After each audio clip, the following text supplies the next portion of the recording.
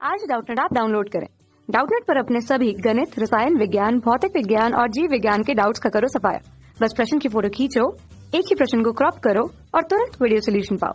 अभी डाउनलोड करें। हेलो दोस्तों, आपका प्रश्न है अम्ल क्षार की आर्हेनियस अवधारणा बताइए। तो चलिए इस प्रश्न को हल करते हैं।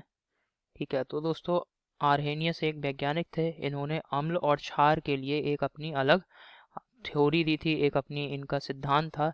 तो उसी को ही हमें समझना है।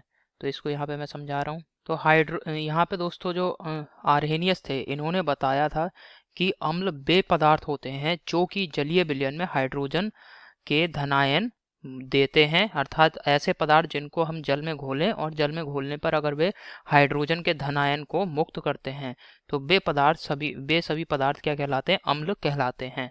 तो इसको यहाँ पे लिख देता हूँ, फिर इसे समझते हैं। तो दोस्तों अम्ल के बारे में आपने समझ लिया। आर्हेनियस ने क्या बताया था कि अम्ल वे पदार्थ होते हैं जो कि जलीय विलयन में हाइड्रोजन के धनायन देंगे। जबकि दोस्तों उन्होंने क्षार के बारे में क्या बताया? क्षार के बारे में उन्होंने बताया कि क्षार वे पदार्थ हैं जो जलीय विलयन में हाइड्रोक्साइड आयन देते हैं। हाइड्रोक्साइड आयन क्या होता है दोस्तों? OH माइनस आयन को हम हाइड्रोक्साइड आयन कहते हैं। ठीक है, तो इसको यहाँ पे मैं लिख दे रहा हूँ, हाइड्रोक्साइड आयन अर्थात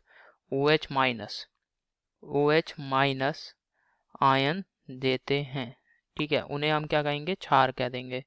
अब उदाहरण से समझ लेते हैं। जैसे कि दोस्तों यहाँ पे उदाहरण के लिए अगर हमने जल में हमने क्या करा? HCl को घोल दिया। HCl को घोला तो HCl दोस्तों जलीय विलयन जो होगा HCl का, उसमें दोस्तों आप देखेंगे HCl ये दो आयनों में वियोजित होगा, H प्लस और Cl माइनस में। तो आप देख रहे हैं HCl को जल में घोलने पर ये दोस्तों हमें क्या दे रहा है? विलयन में H प्लस आयन दे रहा है। तो इस वजह से यहाँ पे HCl क्या हो जाएगा? HCl दोस्तों अम्ल होगा। तो HCl यहाँ पे अम्ल की तरह कार्य कर रहा है, अम्ल है एक। ठीक है, इसके अलावा एक और उदाहरण से समझते हैं, जैसे HNO3। ठीक है, HNO3 इसका दोस्तों हम जलीय विलयन बनाएंगे तो ये जैसे ही जल में घोलेंगे तो ये भी आयनों में वियोजित हो जाता है। किस प्रकार से वियोजित होता है दोस्तों? H प्लस आयन देगा, H प्लस आयन। यहाँ पे ये जलीय अवस्था में तो एक्वस लिखना जरूरी है।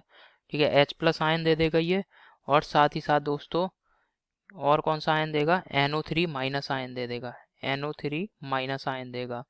ठीक है, एक्वस अवस्था में। तो यहाँ पे आप देख रहे हैं HNO3 को जब हमने घोला तो ये भी दोस्तों H प्लस आयन मुक्त कर रहा है विलयन में। तो इस वजह से HNO3 भी क्या है दोस्तों? एक अम्ल है। ठीक है, तो इस वजह से यहाँ पे HNO3 क्या है? एक अम्ल है। जलीय विलयन में घोलने पर ये हमें H प्लस आयन अर्थात हाइड्रोजन के धन आयन दे रहे हैं। अब दोस्तों यहाँ पे क्षार के लिए देख लेते हैं। जैसे क्षार NaOH है।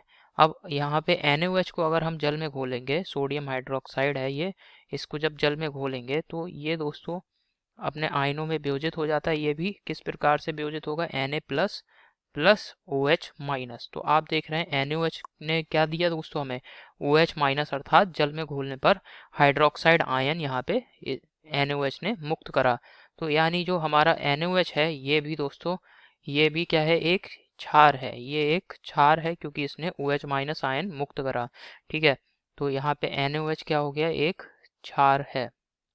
तो आशा करता हूँ आपको ये समझ में आया होगा। इसी प्रकार अगर हम KOH ले लेंगे तो वो भी K प्लस और OH माइनस में वियोजित हो जाएगा, तो वह भी हमें OH माइनस आयन मुक्त देगा जलीय विलयन में। तो KOH भी एक क्षार हो जाएगा।